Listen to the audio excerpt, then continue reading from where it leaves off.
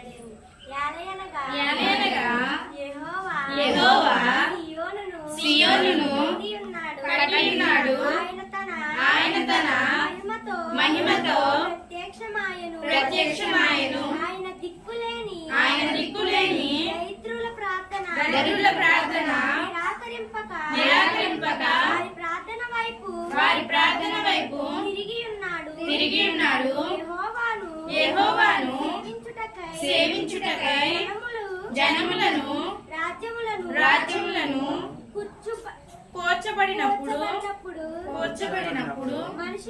మనుషులు సియోనులో యెహోవా నామఘనతను యెరూషలేములో ఆయన స్తోత్రములను ప్రకటించినట్లు చెరసాలలో ఉన్న వారి మూల్గులను వినుటకును